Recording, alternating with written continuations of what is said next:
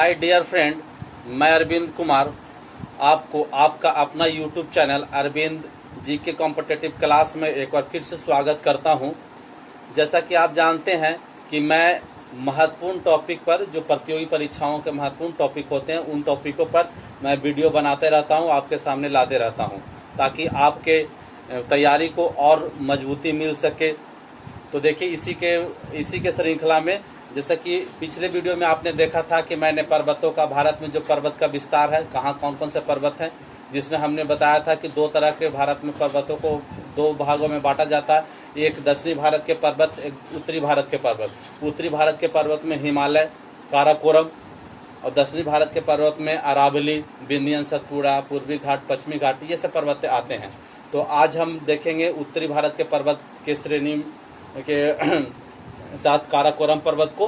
काराकोरम पर्वत के बारे में हम लोग पढ़ेंगे। इसके बाद हम और पर्वतों को स्पेशल काराकोरम, उसके बाद हिमालय, उसके बाद और सारे पर्वत के बारे में मैं वीडियो लाऊंगा। आप इसी तरह से बनाए रखें, वीडियो को पूरा देखिएगा अंत तक, और बहुत चीज़ क्लियर हो जाएगा। अगर आप अंत तक देखते रह जाएंगे तो पर्वत काराकोरम श्रेणी से कोई भी क्वेश्चन किसी भी एग्जाम में आपसे पूछ लिया जाए, किसी भी तरह का क्वेश्चन पूछ लिया जाए, तो आप बनाने के अनुकूलता में होंगे। तो आइए देखते हैं काराकोरम पर्वत श्रेणी। तो देखिए, अभी मैंने काराकोरम पर्वत श्रेणी का नोट्स तैयार किया है। इसके बाद मैं वीडियो के अंत तक उसको डायग्राम पर बना करके बताऊंगा। तो देखिएगा, काराकोरम पर्वत श्रेणी, ये काराकोरम पर्वत श्रेणी जो है भारत के सबसे उत्तरी पर्वत श्रेणी है। भारत में आप देखेंगे, भारत का मैप आप देखे होंगे, अब मैंने भारत का मैप का भी वीडियो बनाया हूँ, मेरे प्ले लिस्ट में मौजूद है, आप देख सकते हैं। तो भारत के उत्तर भाग में आप जाइएगा, तो भारत के उत्तर भाग में आप देखिएगा तो लद्दाख है। लद्दाख जो यूटी है, पहले वो कश्मीर था, अब लद्दाख और कश्मीर में दो केंद्र शासित प्रदेश में बढ़ गया, तो लद्दाख है। लद्दाख के उत्तरी साइड में आपको एक काराकोरम पर्वत श्रेणी है। ओके, हम मैप पर आएंगे, इसका डायग्राम बनाकर दिखाएंगे तो आप ज्यादा क्लियर होगा। इसको पहले देख लीजिए। काराकोरम पर्वत श्रेणी का कुल विस्तार जो है ये 2400 किलोमीटर है। 2400 किलोमीटर काराकोरम पर्वत श्रेणी का विस्तार। ये काराकोरम पर्वत श्रेणी का विस्तार भारत के, आप देखेंगे, भारत के लद्दाख से लेकर के अरुणाचल प्रदेश तक है। लद्दाख, उसके बाद भारत खत्म होता है तो आ जाता है चाइना, तिब्बत जो चाइना के कब्जा में है, उसके बाद लद्दाख में आ जाता है। तो देखिएगा, इसका कुल लंबाई 2400 किलोमीटर, औसत ऊंचाई 6100 मीटर, माफ कीजिएगा, 6100 मीटर। ओके, भारत में काराकोरम का विस्तार कहाँ है? तो भारत में काराकोरम का विस्तार लद्दाख और अरुणाचल प्रदेश। लद्दाख यूटी में है। पहले जब हम लोग पढ़ते थे तो जम्मू कश्मीर में पढ़ते थे, क्योंकि जम्मू कश्मीर उस समय राज था। अभी जम्मू कश्मीर क्या है? जम्मू कश्मीर नहीं, लद्दाख के एरिया में। लद्दाख एरिया ये यूटी है, यूनियन टेरेटरी, इसको केंद्र शासित प्रदेश कहते हैं। यूनियन टेरेटरी लद्दाख और अरुणाचल प्रदेश में है। उसके बाद लद्दाख में आप देखेंगे, लद्दाख में भी इसकी दो श्रेणियां हैं। एक श्रेणियां काराकोरम कहलाता है और दूसरा श्रेणियां लद्दाख श्रेणी कहलाता है। ओके, तिब्बत में अगर हम चलेंगे तो तिब्बत में कैलाश श्रेणी है। इस तरह से हम लोग इसके कैलाश श्रेणी, काराकोरम श्रेणी, लद्दाख श्रेणी, कैलाश श्रेणी के बारे में पढ़ चुके हैं। अब आगे चलेंगे। देखिए, काराकोरम श्रेणी का प्रमुख हिमनद, अगर हिमनद की बात करें तो हिमनद सियाचिन हिमनद है, रांगफुक हिमनद है, वाल्टको हिमनद है, बाल्को हिमनद है। ये हिमनद लगातार उत्तर से दक्षिण दिशा, ये हिमनद जो है लगातार पूरब से पश्चिम दिशा में विस्तृत है। ओके, इसमें जो सियाचिन ग्लेशियर है, हिमनद मतलब ग्लेशियर, सियाचिन ग्लेशियर है या सियाचिन हिमनद है, यह भारत का सबसे बड़ा हिमनद है। भारत का सबसे बड़ा हिमनद सियाचिन हिमनद। और इसके बारे में क्या क्या है? भारत का सबसे बड़ा हिमनद है, सर्वाधिक ऊंचाई पर स्थित है, या सबसे ज्यादा ऊंचाई पर स्थित है भारत में। सर्वाधिक ऊंचाई पर स्थित हेलीपैड है। हेलीपैड, ये हेलीपैड यानी कहने का मतलब कि हेलीकॉप्टर उतारने के लिए यहाँ अनुकूलता है, हेलीपैड बनाया गया है। विश्व का सर्वाधिक ऊंचाई पर स्थित युद्ध का मैदान है। युद्ध भूमि विश्व के सर्वाधिक ऊंचाई पर स्थित है सियाचिन ग्लेशियर। ओके, और आगे बढ़ते हैं। इनमें चोटियों की बात करें तो चोटी केटू, भारत में केटू है। और कारापोसी लद्दाख श्रेणी, जो काराकोरम श्रेणी में जो सबसे ऊंची चोटी है वो है केटू। केटू, केटू का मतलब टू के और के से कारा और के से कोरम, काराकोरम। ओके, तो यह टू के केटू हो गया। और इसका दूसरा चोटी जो लद्दाख है, लद्दाख श्रेणी में सबसे ऊंची चोटी जो है कारापोसी है। आगे बढ़ेंगे। देखिए, अब केटू के बारे में बहुत क्वेश्चन बनते हैं, इसके बारे में थोड़ा सा स्पेशल देख लीजिए। ये केटू है। केटू का अन्य नाम जो है गाडविन ऑस्टिन भी इसको बोलते हैं, कृष्णागिरी भी बोलते हैं। ओके, और केटू मतलब के, वन के दो के, ये हुआ केटू। और एक के मतलब कारा और एक के मतलब कोरम, काराकोरम। ओके, काराकोरम पर्वत श्रेणी का ये केटू जो है ये काराकोरम पर्वत श्रेणी का सर्वोच्च चोटी है। काराकोरम पर्वत श्रेणी जो अरुणाचल प्रदेश से लेकर लद्दाख तक है, उनमें सबसे ऊंचा श्रेणी आपका केटू है, गाडविन ऑस्टिन। और इसके बारे में क्या है, भारत का सर्वोच्च चोटी है ये केटू जो है, भारत का सर्वोच्च चोटी है। और क्या है, विश्व का दूसरा सर्वोच्च चोटी है। विश्व का दूसरा सर्वोच्च चोटी है केटू। विश्व का प्रथम सर्वोच्च चोटी, सबसे विश्व का ऊंचा चोटी तो माउंट एवरेस्ट जो नेपाल में हिमालय श्रेणी में है।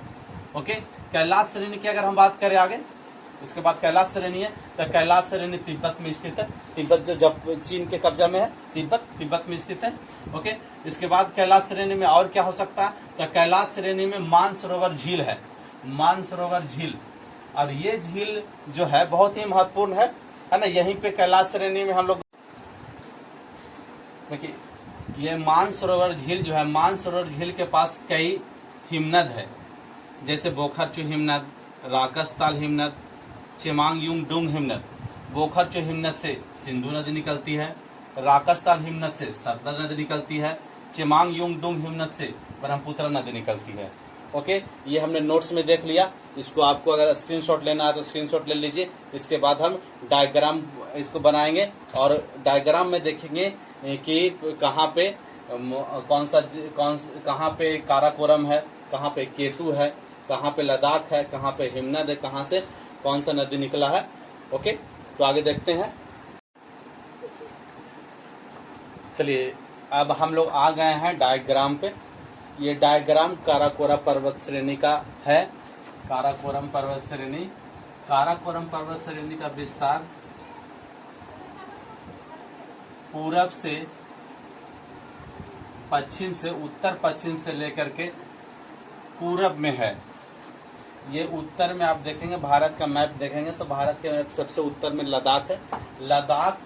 लद्दाख से ये अरुणाचल प्रदेश तक है।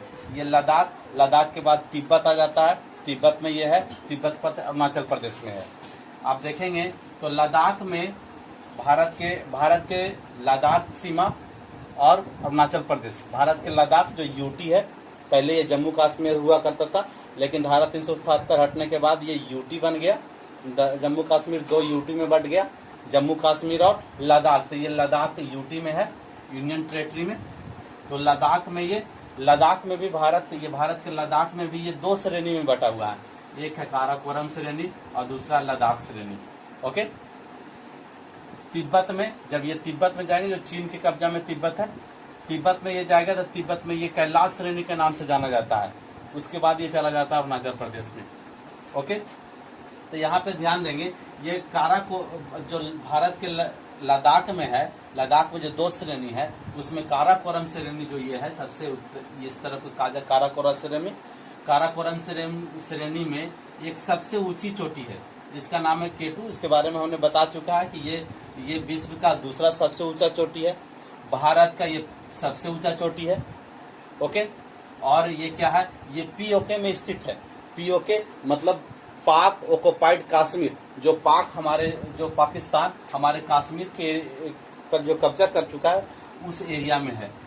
ओके, उस एरिया पीओके के एरिया, उसका राजधानी जो है मुजफ्फराबाद है, पीओके के।